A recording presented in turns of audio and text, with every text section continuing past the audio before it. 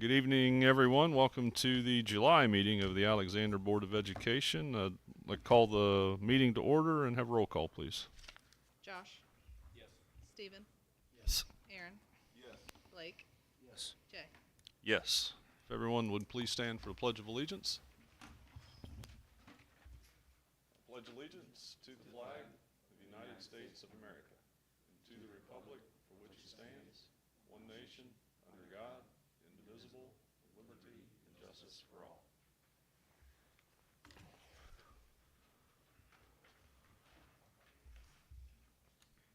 Where are we going to put the... Just Right move it, above the reports. yeah, before reports. Before reports, okay. Right So after we the adopt adoption, Jen. All right.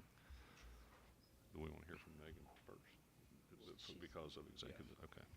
All right. Sorry for the confusion and the delay. We're going to modify the agenda for just a little. We're going to do an executive session first.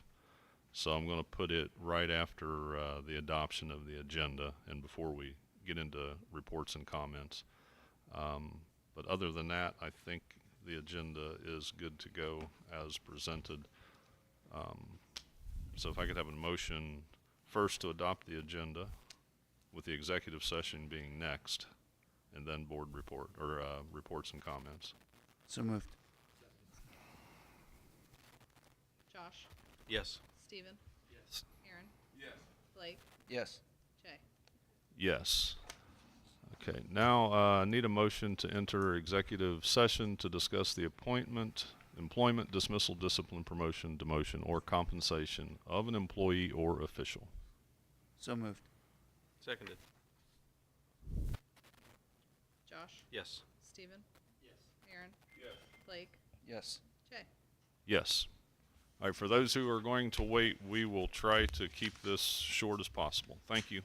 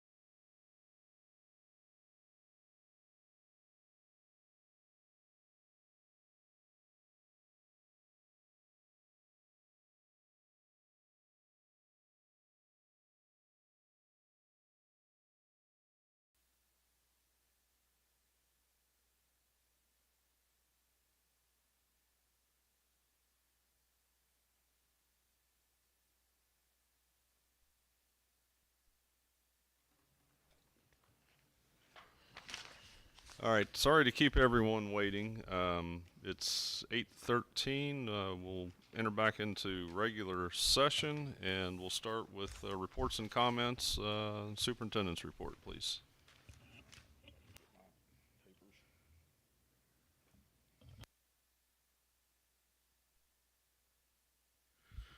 All right, we've got we got good news. Can we have good news?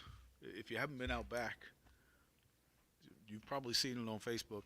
Our playground is 90% complete. We're waiting on some parts for some other things. We still have to have it all reviewed and checked over, but big work is done, and it's been a lot of work by a lot of people, and we'll have a bigger celebration later, but some last minute work the last 2 days, we were able to button most everything up. So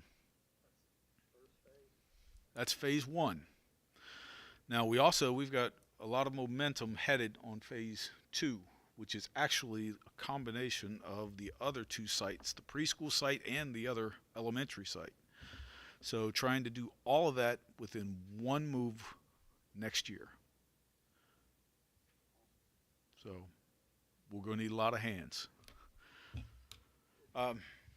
Something or see something about some funding from the state on that? There is. There's some funding that went through with the last House bill, and it's earmarked for our playground site. I think it was 260,000. We don't know the details of how that plays out yet, but that's a huge ball of momentum headed for those two final sites. So it gets us moving in the right direction right away. We just got to fill in the gaps and close out the deal. Clock's ticking. 11 months to go. We've got that. We've got some policy updates, and all this. The policy updates are related to some the state in response to technology. We've got AI policy updates coming. These are recommendations, and it's more of an awareness and an education process that we make sure we educate our staff and educate our students about AI. It's a very general policy, doesn't commit us to anything other than making sure that we're educating people on its use and its impact. There's a cell phone policy, and this is brought through the governor. The governor's requiring that school districts have these in place. We recognize that kids are spending an enormous amount of time on their cell phones, even in school. And I shared some data with you guys on the amount of time, and it's shocking that you can have a child in school here, and this is more geared towards our high school age kids. Our high school age kids, we have a number of them that spend hours, literally hours in a school day, and a school day is only 7 hours long, on their cell phone and engaged some way through their electronic devices. And if you're not engaged in your classroom and you're engaged in your device, that obviously is going to impact learning. There is a lot of research that's coming out now that's related to this that shows the impact of cell phones and the impact of kids not being engaged in their class, that they're engaged electronically. So we are going to work, we're going to put together a policy. We're going to talk about that tonight, about restricting the access of our students to their devices. We have met with the other county schools and everyone in the county, which I think is good. We all talk. We have a good relationship with our community schools. We're all doing about the same thing. And the expectation or the recommendation is for the kids to come in and to put their electronic devices into their locker when they come to school, and on their way out, take them with them when they leave at the end of the day. That limits their access to them throughout the day. We feel it's going to encourage conversation. We feel it's going to impact learning.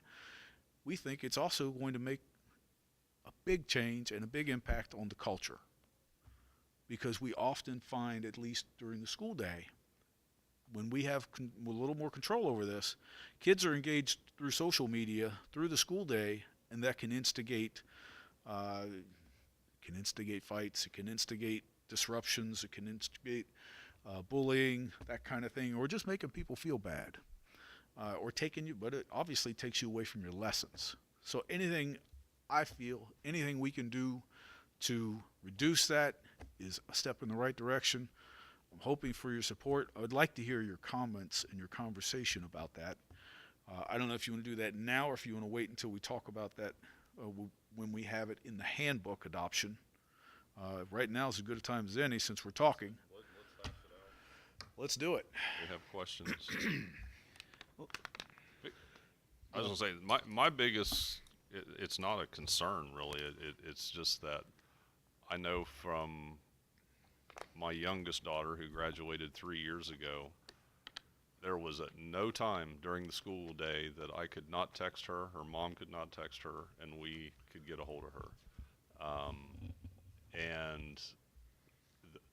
I'm speaking as a parent.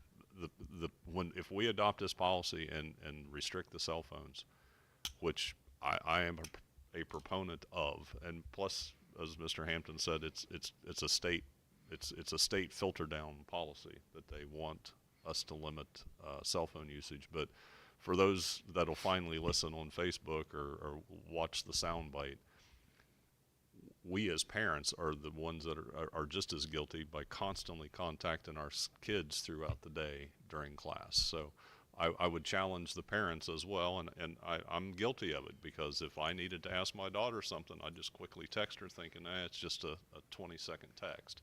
But I always got a response. So there'll be some educating our parents on, hey, if you need to get hold of your kids, it's not going to be as easy as just texting them in the middle of the class. I think we're all guilty, parents, adults, kids. We're easily distracted on a phone. And I can tune Roy out real easy if he's talking to me and my phone vibrates, and he can sit there and keep talking, and then finally I'm like, what'd you say, Will? Or what'd you say, Roy? Yeah. And it's something we need to do, I think. We just got to know we got to look at the details of the policy.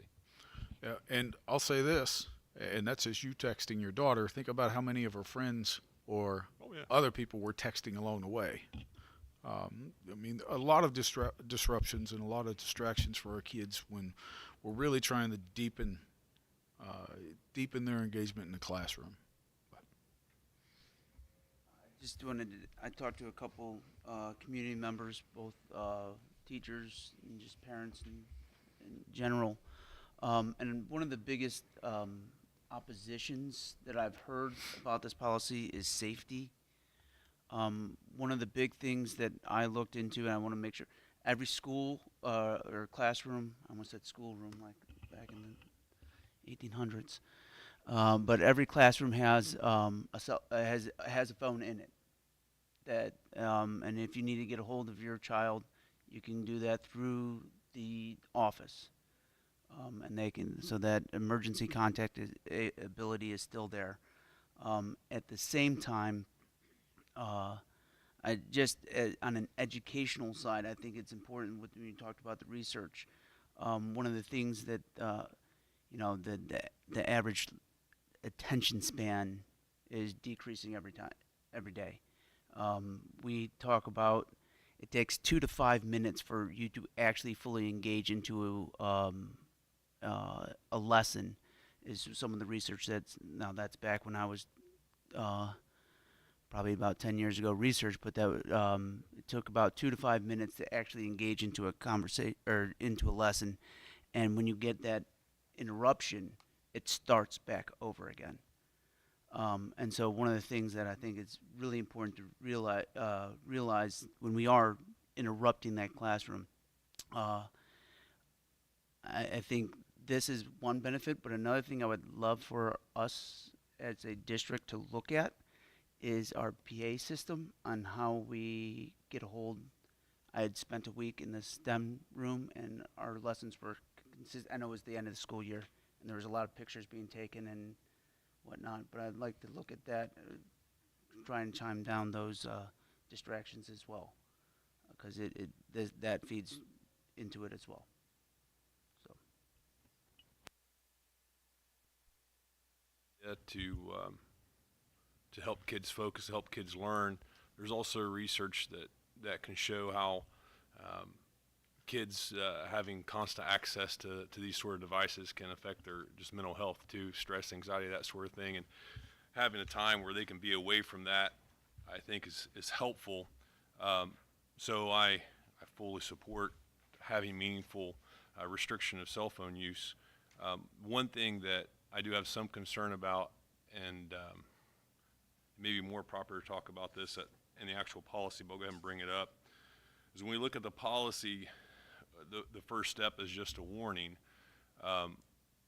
But I'm wondering if it wouldn't make more sense to skip straight to the second step, where the kid gives up their phone for that day to the office. So I know this, it goes to a warning, and then if they get another instance where they're caught with the phone on them, the way I understand it, the phone goes to the office, the kid picks it up at the end of the day.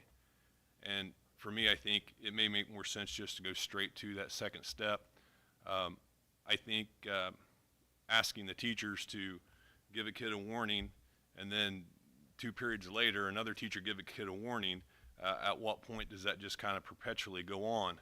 And I know you mentioned Infinite Campus maybe, or Google Classroom, they may document that, is that right? Yes, we've got a couple of tools at our access for tracking that. I don't know if you're how familiar you are with Google, but there are Google Sheets that you can create and you can share with individuals throughout the building. Yeah. So like you could have your whole high school on a Google Sheet that'll have a record of each of the kids, and a teacher would have the ability to edit that sheet. But a teacher has to stop, go look that up and see where they are in that step, as opposed to say, hey, you got your cell phone out, you need to go to the office and take care of this. I would say that would be what would happen. It would not be the teacher's responsibility to say, go to your locker and put that away. It'd say, you report to the office. The way I read the policy that was sent to me was the first step is it's a warning. Right. And then the second step is it goes to the office. That's the policy I read, and that's what I was trying to get to. I think that could be handled in either way. Like So- your warning would be, you go see Mr. Raines or Mr. Dosick. They would see on the sheet that he hadn't been in trouble. Yeah. They would document that this is a warning. We're gonna take your phone. We're gonna put it in your locker, and if it happens again, we're just gonna keep it So I till guess the end of the day. that's what I would like to see, Will, is a more specific policy in place that actually spells that out. This is what we're going to do. It is going to go to Mr. Raines, or however, instead of saying, well, it's a warning, the teacher's going to do it, and it being kind of open to interpretation, let's just go ahead and set the policy as this is what we're going to do. Or instead of saying it could go one of both ways, let's make it goes this way. I wish I had Mr. Raines here to talk about it, but I don't. Okay. I'd like the flexibility to talk with him and adjust that, but if in the general terms of how we're going to handle that, do you have any questions about anything else? Is it just that first step and the clarification of that first step? That's my concern, yes. Okay. We can clarify that. If you give me the leeway to do that, we'll do that and make sure that's noted in the handbook. Medical exceptions, I know there are a lot of diabetes and stuff like that, just for people's awareness of how that would be handled. We will handle it according to what's required with the kid. So- We would need something like some kids would get, and this is me, and this is my limited knowledge of how it's used with a medical device, but like if you're a diabetic, you can get your blood sugar readings just by tapping your phone. Okay. Where it'll even There'll warn be you. exceptions for those kids. We would just need to have some kind of documentation from the doctor. Okay. It would never be anything that would get in the way of it. We just need documentation.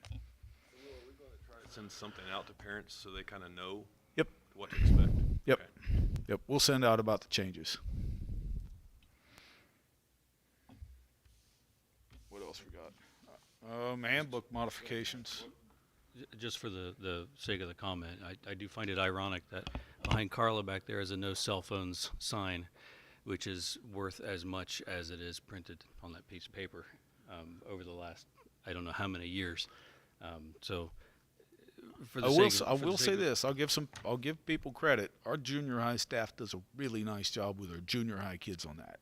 Okay. Which I'll argue right back. That's not good enough because we have Okay. a junior and senior high together, which is what I wanted to get to say I'm thankful to see that, regardless if that first step maybe is a little bit ambiguous. We need to clean it up, no question.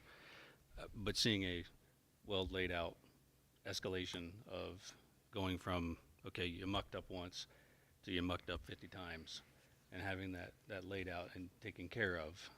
Okay. While I'm thankful for that, my biggest concern is history has been that we have not enforced it consistently across the groups. It was meaningless if it's just on paper. It's as meaningful as that sign back there in the past. So as I raised in my email to you, I'll say it now, that making sure that is understood by everybody and evenly distributed and metered out properly is going to be a big deal, and I think that is your biggest challenge. Getting it on paper is a great step. I'm thankful it's there. I'm thankful that it's laid out well, but the enforcement and the consistent enforcement has been lacking in the past, so good luck with you on that. Mr. Raines, Mr. Dosick, good luck as well. Yep. But this is all it sounds punitive, but really this is all paying it forward for our kids. This is about building the ability to sit and listen to a conversation. Okay? It's about building a depth of knowledge in the classroom that maybe we're lacking right now. This is an obstacle for a lot of our kids to learning and to the real deep involvement in the classroom and school. And I do think it will impact not only the ability of a kid to learn at a deeper level, but I think it's going to change the culture of our buildings. And I'm really pleased that the entire county has jumped on board, and we all have more or less the same thing. The steps might be different to get to the top, but we're all taking the same approach in that kids put their devices away, attend school, and on the way out you pick it up and you go home. So I think a unified front helps. I think that shows that it's not just one isolated school doing something a little radical. It's important. We all value our kids' education, and this is an opportunity to really impact it. I'll go ahead and throw in. I echo what Aaron said with the first step. I think this policy is your first step. You know, you give them this policy, that's your warning. After that, it's gone. And then ensuring that we enforce it. And is there a way to do some side? Because this is going to be It's going to chaos be a big adjustment to start with. I don't know mean, if it's going to be chaos. It's going to be a big It's adjustment. going to be a huge. We have to do a lot of You guys can educating have a for our lot. kids. Is there a way that we can do some, reporting on this to kind of see how Oh yeah. how it's changing and how few instances we have, just so we can ensure to people that they're actually enforcing it? I mean, we've got other things that, dress codes and things like that we haven't enforced, and just making sure that it's not just another reason. So I think some sort of reporting would help with that. Yeah.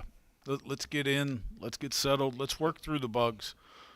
Anything you've not done at least once, you're going to run into things you didn't expect. So let's work through some of those kinks, and then we'll come out and report and see how it's going.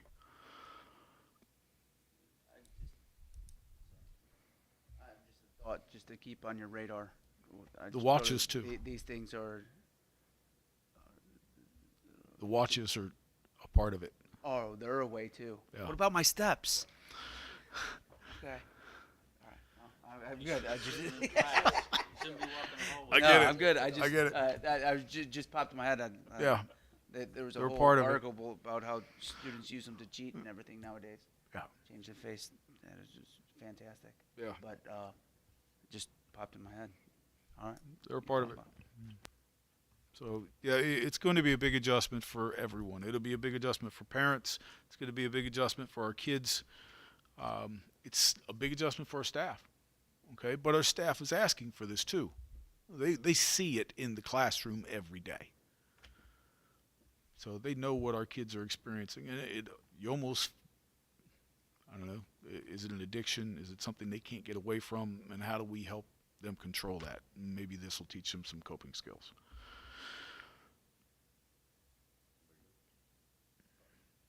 Handbook modifications. We've got, and that was one of them, was cell phone use. We also we're going to treat head lice a little differently. We have done our best with this anyway.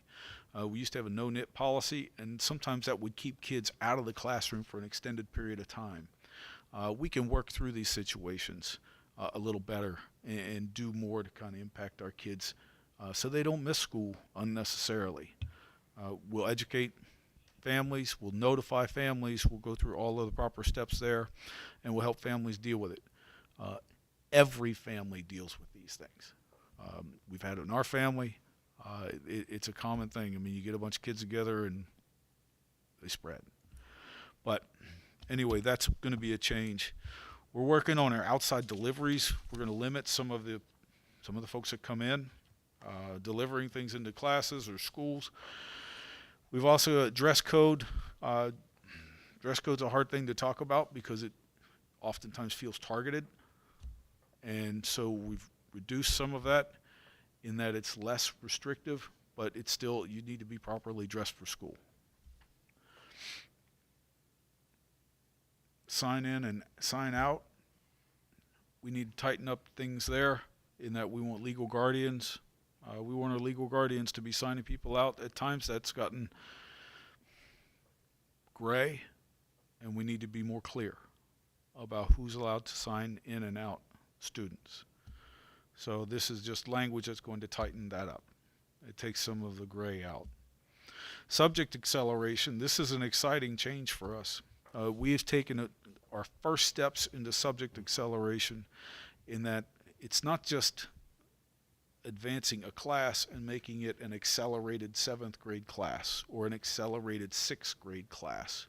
We're actually taking a group of students from 4th grade, and we're taking it one step at a time. We start off with math. We've got an isolated group of students who have met expectations that we set certain criteria that they meet.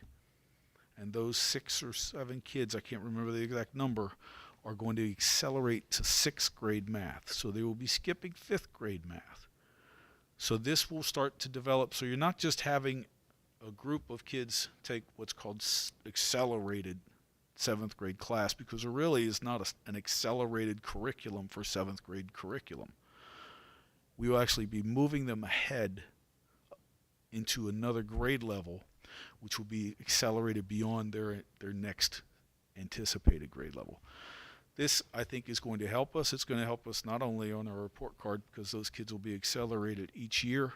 It'll help our teachers because they'll be the strongest in that content area at those levels, and they won't have to do unique things. It's a higher level than they're used to. We think this has the potential to grow. So there'll be more to come from that.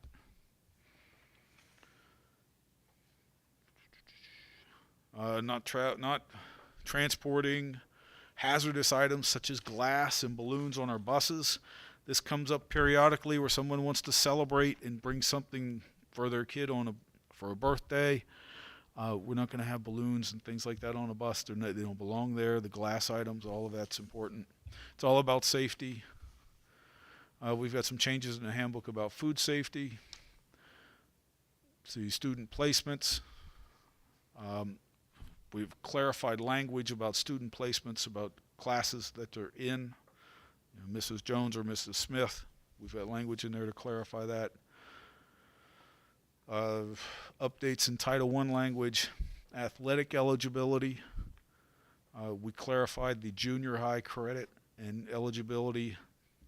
There were some inaccuracies in there. And changes to our guidance, change our guidance to school counselor. Back to the athletics. We've got something in our athletic handbook directed at our fans.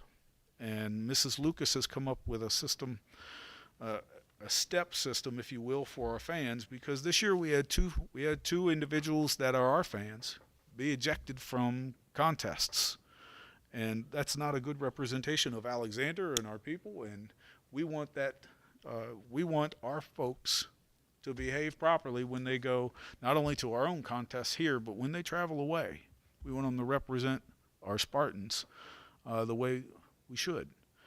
And so we've set up a system and put in our handbook, and the parents will have access to that in the handbook. they'll see it when they're responsible. They'll sign for it when their kids participate, that they're going to follow our expectations. And if they don't follow our expectations, there'll be consequences. And those consequences could mean you miss seeing your kid play. So kudos to Miss Lucas for that. Let's see if I have anything else. Nope, I'm good right now. That's enough. Jay, for the sake of it, I want to say Yeah, go ahead. thanks to you and the administration. This is the first time in the 7 years that we've been here that the handbook has been ready before the first day of school and actually available to review and approve. It's always been last minute or after we've started and had everyone sign final forms and everything before it's been available. It's nice to have this in a reasonable time, so thank you. I work with a pretty good group of people. Okay, do we have any public participation on agenda items? Nope. All right, moving on to treasurer's recommendations. As recommended, the Board of Education approve the minutes of the June 26, 24 regular meeting. So moved. Seconded. Josh, Yes. Stephen, Yes. Aaron. Yes. Blake, Yes. Jay. Yes, it's recommended the Board of Education approve the financial statement for the month ending June 30th, 2024. So moved. Second. Josh, Yes. Stephen, Yes. Aaron. Yes. Blake, Yes. Jay. Yes, it's recommended the Board of Education approve the following transfers, and these are monthly school-wide pool transfers. So moved. Seconded. Josh, Yes. Stephen, Yes. Aaron. Yes. Blake, Yes. Jay. Yes. Superintendent's recommendations is recommended that the Board of Education employ Dan Dosick as assistant principal for the junior high school effective August 1st, 2024 at a salary for step 0 of the administrative salary schedule pending his meeting all state and local requirements. So moved. Second. Josh, Yes. Stephen, Yes. Aaron. Yes. Blake, Yes. Jay. Yes. It's recommended the Board of Education accept the enclosed letter of resignation from Jamie Lutz effective August 10th, 2024. So moved. Seconded. Josh, Yes, and thank you, Jamie. Stephen, Yes. Thank you and good luck. Aaron. Yes. Blake, Yes, and thank you. Jay. And finally, yes, and thank you for all your years at Alexander. Second time around. Second time around, yes. It's recommended the Board of Education approve the negotiated agreement with ALEA through June 30th, 2027, and the administrative salary schedules. That shouldn't be June 30th. That should be September 1. Okay, let me reread that. There's September 3rd. contract in September. September, Okay. not June. All right, so I'm going to reread that. It's recommended the Board of Education approve the negotiated agreement with ALEA through September 1st, 2027, in the administrative salary schedules. So moved. I'll make the second. Is it August 30th or September? Okay. Okay, we're good. First, is it technically August 30th? August We 31st. 31st. It's run September 1. One more time for the record. Carla, do you agree? August 31st. Okay. All right. All right. That's all right. No, we're going. Thank you. Third time's a charm. You want me to reread it? Since I seconded it, do we have to get rid of the first motion since it was incorrect? You want to rescind the motion? How do we? What's the proper etiquette? You've got a first and a second. You just may have a motion to amend. Amend it. And Okay. then you have a, yeah. Okay. So a motion to amend The date, yeah. to August 31st, 2027. I'll move that. And I'll second it again. Ready? Josh, Yes. Stephen, Yes. Aaron. Yes. Blake, Abstain. Jay. Yes. It's recommended the Board of Education agree to modify the salary schedule in the OPSI negotiated agreement approved on June 26, 2024 to align with the ALEA negotiated agreement salary schedule. So moved. Seconded. Josh, Yes. Steven, Yes. Aaron. Yes. Blake, Stays consistent, I'll abstain. Jay. Yes. It's recommended the Board of Education grant a 2-year contract to Larry Ball, bus driver. So moved. Second. Josh, Yes. Steven, Yes. Aaron. Yes. Blake, Yes. Jay. Yes. It's recommended the Board of Education employ the following supplementals for the 24-25 school year, pending their meeting all state and local requirements and the constitution of a full team for the season. So moved. I'll second. Josh, Yes. Steven, Yes. Aaron. Yes. Blake, Yes. Jay. Yes. It's recommended the Board of Education approve the renewal agreement submitted by the Nutrition Group for food service management services to begin July 1st, 2024 through June 30th, 2025. This will be the 3rd year of the agreement with up to 2 more 1-year renewals with mutual agreement. So moved. Second. Josh, Yes. Steven, Yes. Aaron. Yes. Blake, Yes. Jay. Yes. It's recommended the Board of Education approve the 2024-25 Parent Student Handbook with changes as noted. So moved. Seconded. Josh, Yes. Steven, Yes. Aaron. Yes. Blake, Yes. Jay. Yes. For board policy updates, it's recommended the Board of Education approve the following policies for inclusion into the Policies and Procedure Manual as recommended by OSBA. So moved. Seconded. And yes to your next question. Steven, Yeah. Said we are going to leave some room there to adjust that first, clarify that first step. Aaron. Yes. Blake, Yes. Jay. Yes. Any business initiated by board members? Board reports? Public participation, non-agenda items? Okay. Anything else? Make- Okay, our next regularly scheduled meeting is August 14th. Wednesday, August 14th. Night before school starts. As we've been told. Everybody good? Yep. Okay, I have a motion to adjourn. So moved. Seconded. Yes. Yes. Steven, Aaron. Blake, Yes. Jay. Yes. Thank you, everyone. Both.